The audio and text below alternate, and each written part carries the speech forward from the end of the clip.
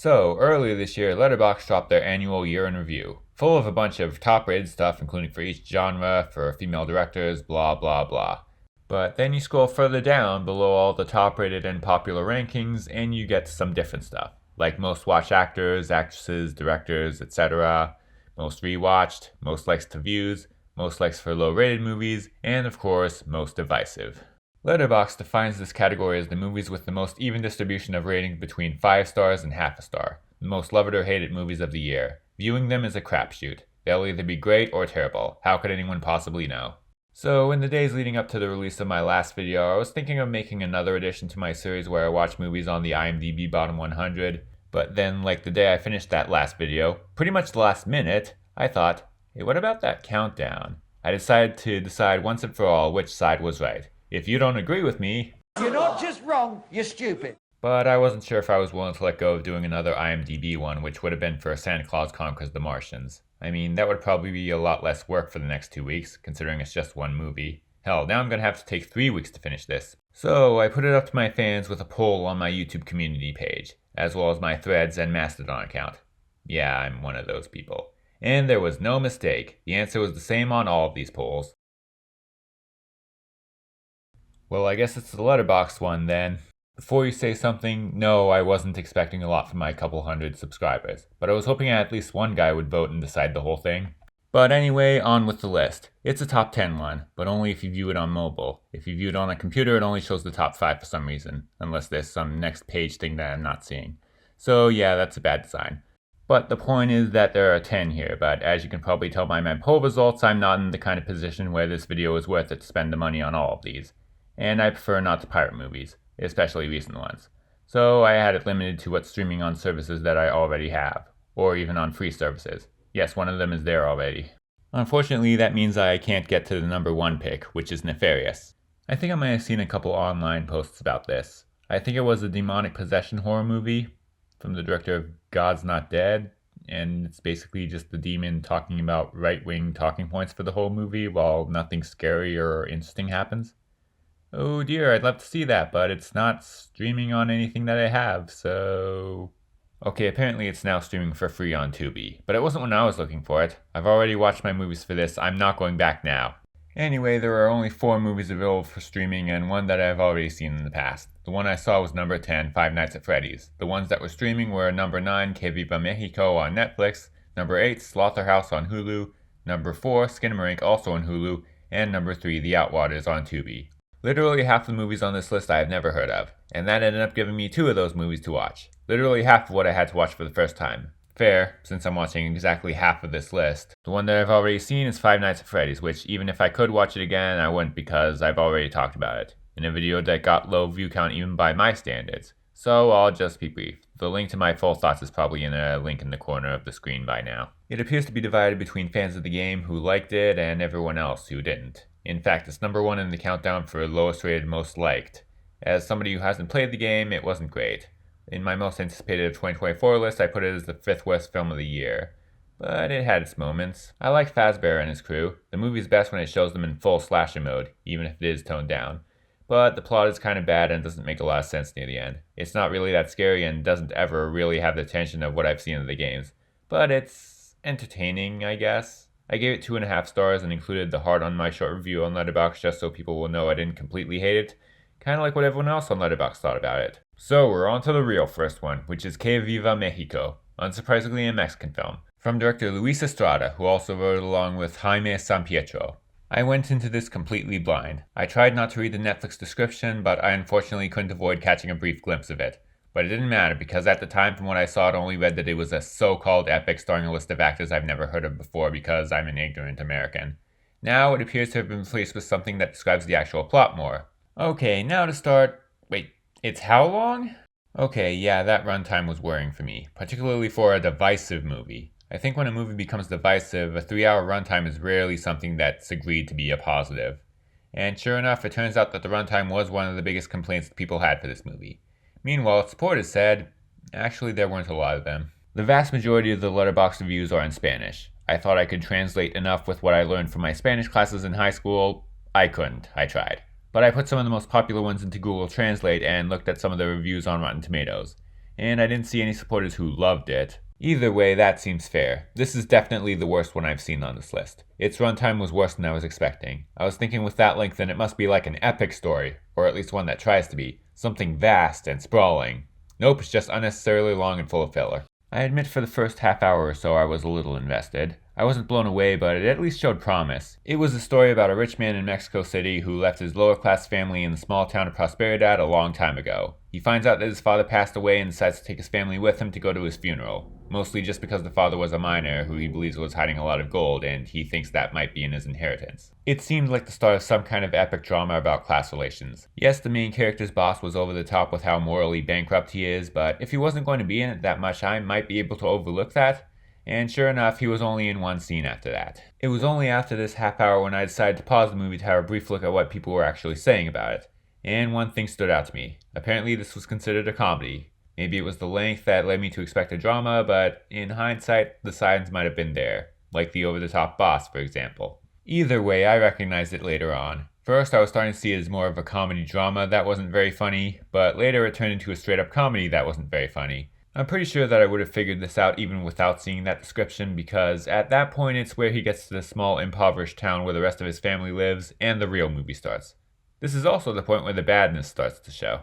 What follows is the misadventures of him and his family, a big cast of characters who are more lowbrow than our main guy. It seemingly turns into a cliched comedy where a big city guy goes to a smaller town to reconnect with his wacky family, until it isn't. Which happens around the parts where you'd expect him to start appreciating the smaller things and become a better person. More on that later.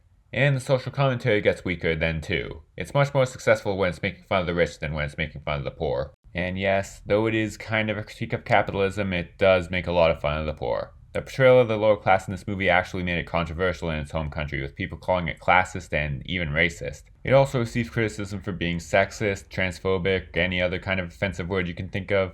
I don't even know what speciesism is. It was so bad that even the president of Mexico came forward to condemn it. What happened was, when this movie created the poor town of Prosperidad, they leaned into Mexican stereotypes. The people here are poor, dirty, greedy, and the town is full of drugs, prostitution, everything. And there's even a random mariachi band that plays occasionally at weird times. And they're always playing that one song, you know, the one that most of the world thinks of when they stereotypically think of mariachi music.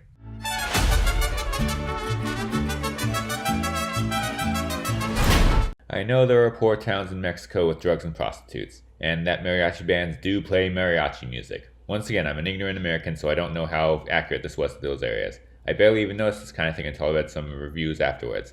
I'm a bad person. This is the people of Mexico talking, not me. They know more about this than I do. But even if it isn't classist or racist, the fact that it's even getting these complaints probably makes the social commentary even weaker than I thought. Greed is evil and the rich screw over the poor. But also, poor people suck. And for things like the alleged sexism, yeah, it's mostly just the whole there aren't any strong woman arguments, but there are a couple moments that do kind of get a little worse than just that. And for the transphobia, I read some vague Rotten Tomatoes blurbs about how offensive it was before we got to the farm, so when they showed the transgender relative and she was introduced as having brought shame to the family because of her being transgender, I was sure this was going to be rough. If I hadn't read that, I just presumed there'd be a character arc where the family learns to accept her, like anybody else who's seen any movie ever would. But now, I was expecting things to get really bad with her character. But surprisingly, neither of those things happened. That was one shocking moment, and the fact that she's transgender doesn't come up again. Progress? But whatever, this movie isn't bad because it's offensive. It's bad because it's long and slow and does not justify that. How does one look at this story in this genre and decide, yeah, this should be 3 hours long?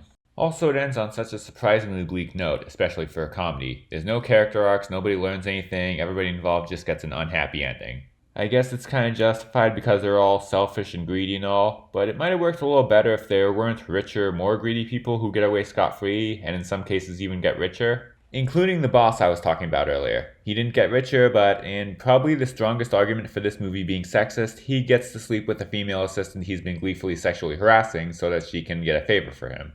I'm pretty sure the super rich benefiting is part of the social commentary, but it just feels uncharacteristically depressing.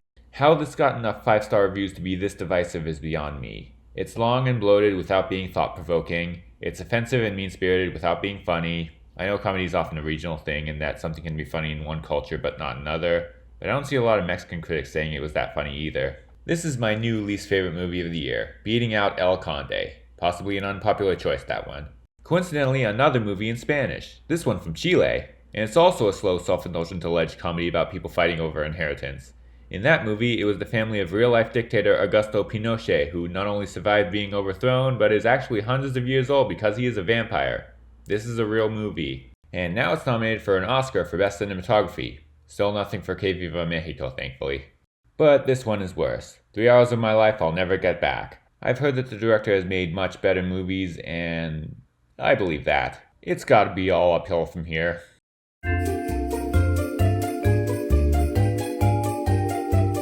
Now the rest of the movies I'm watching here are horror, which is great for me because that's my favorite genre, maybe second only to comedy, unless that comedy is Que Viva Mexico. So I guess it's kind of promising that the very next one is a horror comedy, Slaughterhouse, from director Matthew Goodhue, directed by Bradley Fowler, based on a story he wrote with Katie Lanigan. And yes, I have heard of this when it was coming out. It was one of those weird independent B movies that went viral, at least on my social media feed, because of its weird concept, especially since it came in the middle of the entertainment strikes when mainstream entertainment was slowing down. For everybody who's never heard of it, it's a movie about a killer sloth. Can you already tell why it's divisive? Not only did I hear about it before, but it was actually already on my Hulu watch list. I put it on there after finding out that it might not be completely terrible. I wasn't expecting to get to it for some time though, but life had different plans for me. When it came out, I was mostly interested in just watching the trailer, thinking that would be enough. And right when I did, something came up that kinda shocked me. A PG-13 rating on that green screen at the beginning. No, I'm not one of those people who think that all horror films should be rated R, except for slashers, which this is. But either way, for a movie like this, the possibility just never occurred to me at the time. Imagine if you heard about, let's say, that Wish movie on Instagram in the time before it came out. Like, you knew it was Disney, it's a musical, it's about a princess, it has talking animals and some cute, marketable living star thing. It's a celebration of the studio's legacy, blah blah blah. And then, hypothetically, you actually watch the trailer and it says it's rated R. That's pretty much what this was like. Okay, it wasn't as extreme, but still. If this was some mainstream horror movie, I can understand. You want to get the younger crowd. Even a mainstream slasher. That's been done before. But why this? Did they think children were really the target audience for B movies? But more on that later. Slaughterhouse is about a sloth who gets ripped out of its habitat by poachers and eventually finds its way to a sorority house. Some girl wants to be elected head of the sorority, so she decides to make it their mascot, names it Alpha, and uses its cuteness to gain votes. But then of course the sloth starts killing everybody, as sloths usually do. The result is basically what you'd expect from a killer sloth movie called Slaughterhouse, a ridiculous concept done with the self-awareness that makes its flaws more bearable. No, this is not one of those movies that tries to be bad on purpose. They clearly tried here. They just thought of a funny concept and tried to make a decent horror comedy around it. You can tell by looking at Alpha herself. She's done all practical with a puppet that looks pretty complex. And it looks mostly convincing and has enough personality to turn her into a surprisingly decent slasher villain.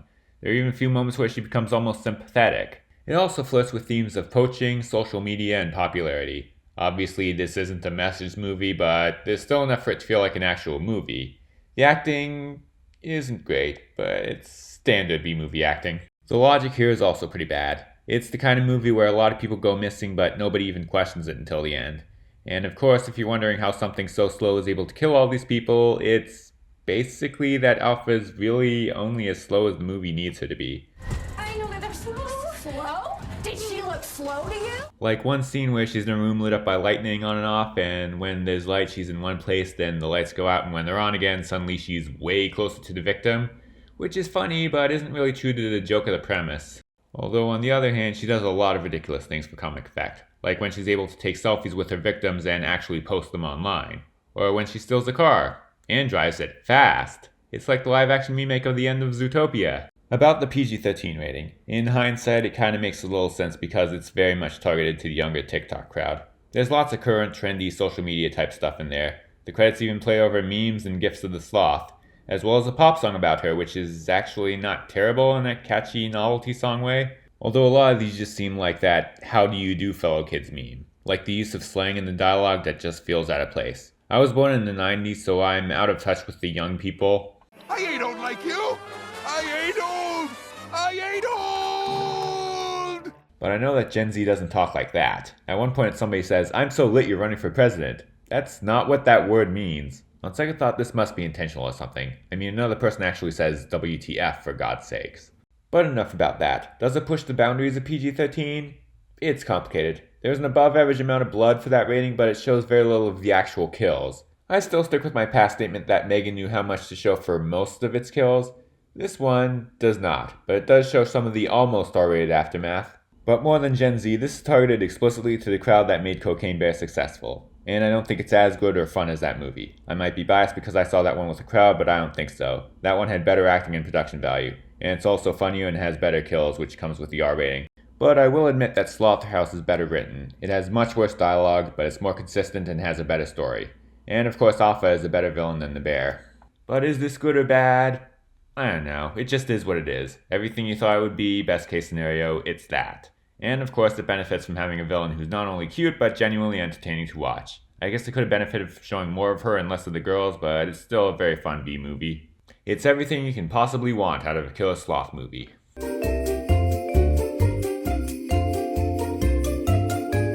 The plot of that movie made a little less sense than Que Viva Mexico. Well, hold on, because on top of getting more serious and more explicitly divisive, these movies also get a lot less coherent as we go on.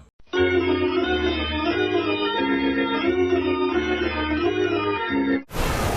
in control. You're not in control. What's happening to me? This thing left a message. If it's not a ghost, what is it?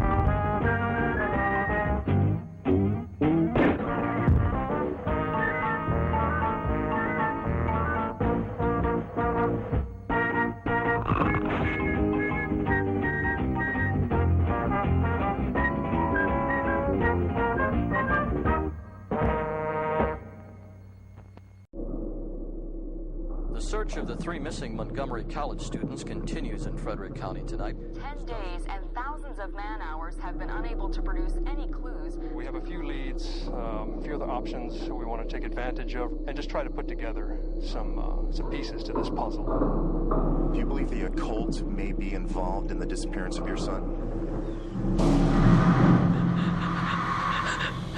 I'm so scared.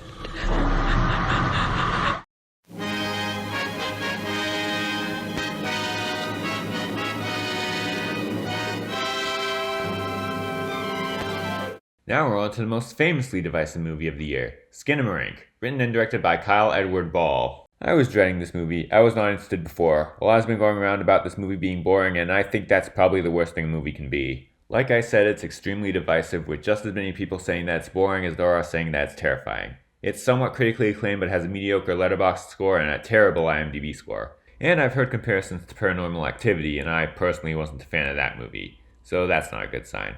Although I turned on A Ghost Story with that same mindset, and I was surprised to find out that I really liked it. Hopefully the same thing can happen here. It didn't.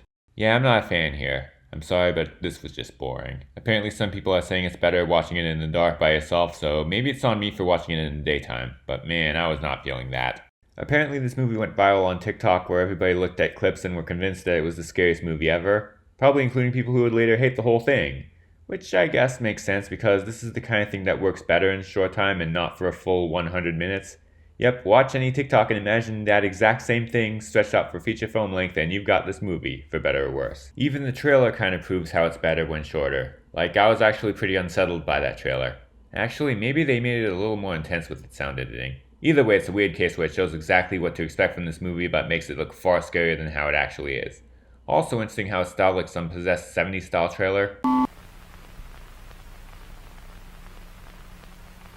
In this house. In this house.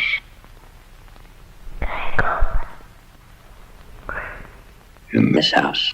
To the point where it even says that it'll be released in 1973 before changing to the real year. This is weird because the actual movie takes place in 1995 and doesn't feel like the 70s at all, except maybe the opening credits and the end screen. Anyway, it's about 2 kids who are stuck in their house where their parents have mysteriously vanished, and so have all the windows and doors. And they eventually start hearing voices. Admittedly, this does have a great concept, some force that appears to have some kind of control over the fabric of reality itself, Something completely original. The fact that nothing is ever explained only makes it better. But of course, what makes it truly unique and divisive, and why I'm not a fan, is the way that it goes about this concept. It's a found footage movie told with a bunch of cameras that are left around the house. We don't know why the cameras are there, the characters don't even seem to acknowledge them. Wait, is this actually a found footage movie, or did the director just throw some grainy filter over whatever footage he made? But either way, it's made up of static shots of basically everything except for where the action is happening. Walls, corners, slowly building piles of toys, you name it. All shots so dark half the time you can't tell what the hell you're looking at right away. All while stuff happens off screen. They don't even show the kids outside of their legs or the back of their heads. They are literally faceless horror victims. In a way, it kinda leaves a lot to the imagination, such as one scene involving a knife. But in another, it's just kinda frustrating when you can't see anything that's happening. Also, in addition to being hard to see, it's even harder to hear. These kids all talk in whispers that I played with very low audio. Sometimes they add subtitles, but not all of the time. But really, I'd be willing to overlook all that if it wasn't for the real issue, which is that it's so damn slow. Very little happens in this movie. You're basically just staring at a wall while ambient noise plays, and occasionally kids whisper to each other indistinctly about some shit that doesn't move anything forward until on a rare occasion something disturbing happens. Or just a jump scare. Once again, that is pretty much what the trailer is, but it at least did it in a more unsettling way. At least partly because it actually builds up to something near the end. The tension actually increases as it goes on. Here, that's not the case. The evil is introduced early on in the movie, and there is very little attempt to establish any sense of normalcy to contrast with any of the scary parts. The atmosphere and tension stay at the same level throughout. Maybe the ending is a little creepy when it pretty much descends into a bunch of seemingly random, eerie shots. Like I said, the movies get less coherent as we go on, but for the most part, the climax feels pretty much the same as the beginning and middle. Any scene could be moved to any point in the movie and nobody would notice. Most of the time, the story probably wouldn't even make any less sense. This is the kind of movie where I wish I liked it more than I did. I read a vague statement that it was an allegory for child abuse, and thinking about what I saw, that is actually a good way to look at it. I've also skimmed the Wikipedia page and read that this was shot in the director's childhood home and the characters were somewhat meant to be like him and his sister. Shit, now it's a personal movie. Also, it was named after the children's song, which he heard a lot as a kid despite not appearing in the movie at all. Damn it. He apparently changed the spelling slightly so that kids wouldn't come across the movie while looking for the song, although it wouldn't be anything they haven't seen before. They could stare at the walls in their own house. Sadly, I'm in the camp that this might have been much better as a short film. Looking up footage to put in this video showed me just how true that really was. You want to be scared? Just look up some compilation of the best parts of this movie. But unfortunately, the movie as a whole doesn't quite reach the terrifying heights of Slaughterhouse. Also, it was never rated by the MPAA, but I didn't notice anything that would get it to an R rating, so therefore real horror fans have to hate it for being PG-13. I originally gave this 1.5 stars, the same rating as Que Viva Mexico, which is lower than my rating for every other movie from this year that I've seen. But on my 2023 ranked list, I put it above most movies that I gave 2 stars to, and seriously considered putting it above all of them. But while actually recording the script, working with the footage has convinced me to bump it up to 2 stars and actually put it above all of them. This is technically way better than Que Viva Mexico, but I was still even more bored while watching this one despite it being only a little over half as long. I'd say I'd rather watch Que Viva Mexico again, but I'm still not sure about that. Yes, because Skinamarink is shorter, but also because maybe on a rewatch I could see in it what everyone else does. But as of now, this is just a slow burn that's just too slow and experimental for its own good.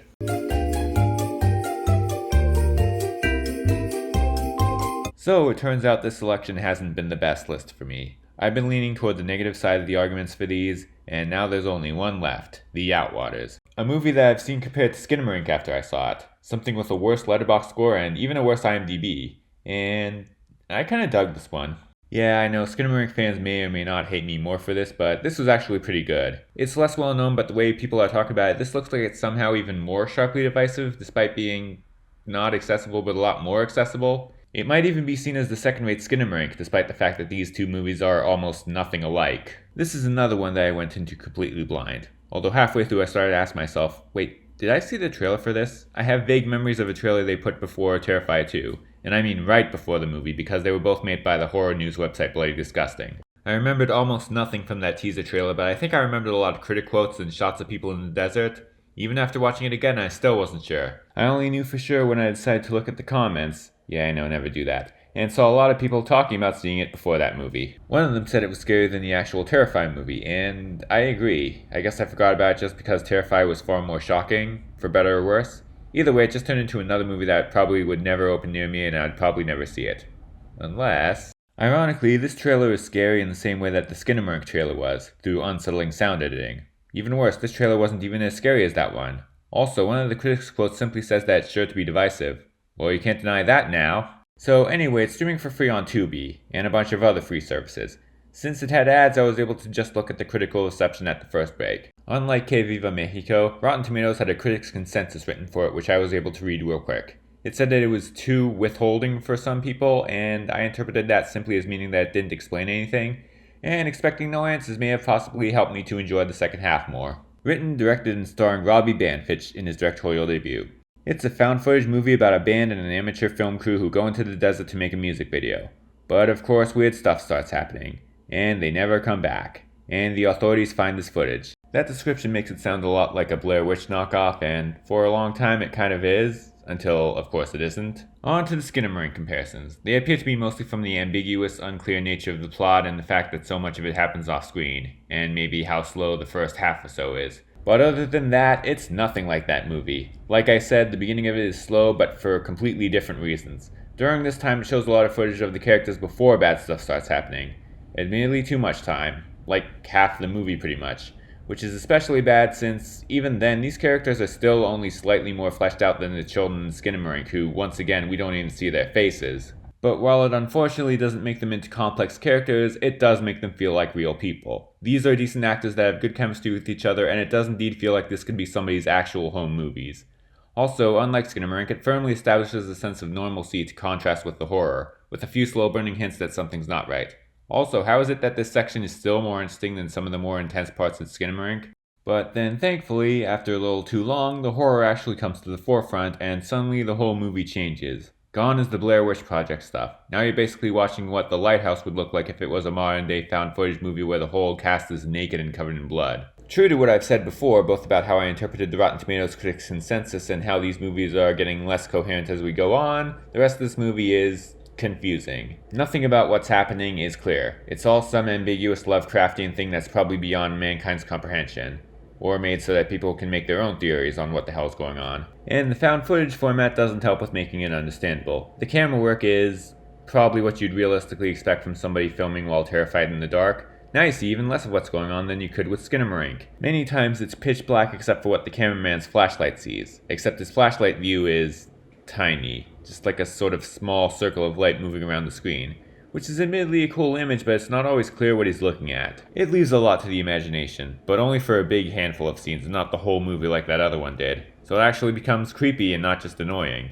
And also, unlike that movie, the tension actually builds up to something. The climax is pretty much the opposite of Skinamarink: intense, fast-paced, and really violent. Once again, this is from a company called Bloody Disgusting, which released Terrifier 2, although it isn't nearly on that level though. Like Skinamarink, it also doesn't have a rating, but this definitely isn't PG-13. I guess if it was submitted, it could maybe get the R rating, so it's not unrated in the way that Terrifier 2 was, or maybe the studio was worried about that final scene. I don't know what gets an NC-17 for violence. The people giving out ratings might not even know, and they're just making it up as they go along. Also, ironic how the only one of these movies to actually get an R rating is the one that isn't a horror movie. But either way, when it was over, it left me deeply disturbed, so yeah, I'd say this was the best one here. But even the second half is still not perfect. It still can't answer the classic found footage question of why they would still be filming this.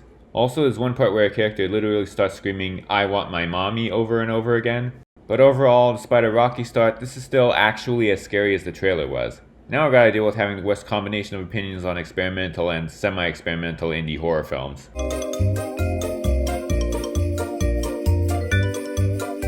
Also, number 1, Nefarious probably sucks too. Good night.